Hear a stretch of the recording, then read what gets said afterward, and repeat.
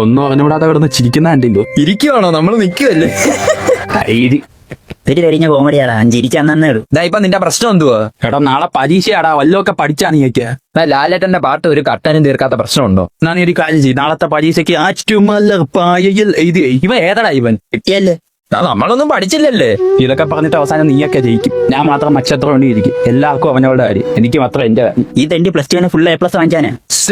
പൊക്കി ഇവന്റെ ഇടിച്ചോണ്ടിരിക്കുന്ന പൈസ ഇപ്പോഴും ഉണ്ടാവുക. എടാ അതെന്റെ ക്രൈമാണ്. ഇപ്പൊ ഞാൻ വീട്ടുകാർക്ക് വേണ്ടി ഒരു ക്രൈമാണ്. നിന്നെ നമ്പിയിട്ട് നമ്മൾ തേമ്പൂലെന്ന് എന്താ ഉറപ്പ്? എടാ +1ലും +2നും ഫുൾ മാർക്ക് വാങ്ങിച്ചോണ്ടിരുന്നവനാണ് ഞാൻ. ഇപ്പൊ നിന്റെയൊക്കെ കൂടെ വന്നോട്ട് ഒരു മാർക്കിന് ജയിച്ചാ മതി എന്നായി. നീ അങ്ങനെയാണെങ്കിൽ ഞങ്ങളുടെ അവസ്ഥ ആലോചിച്ച് നോക്ക്. നമ്മള് +1 +2 തൊട്ടേ നമ്മള് പെടയാ. ഇപ്പൊ പെപ്പഴ നീ ഇങ്ങനെ പറഞ്ഞിട്ടുണ്ട്, എന്തെങ്കിലുമൊക്കെ ചെയ്യണ്ടേ? നമുക്ക് സ്പ്ലിറ്റ് ചെയ്ത് പഠിച്ചാലോ?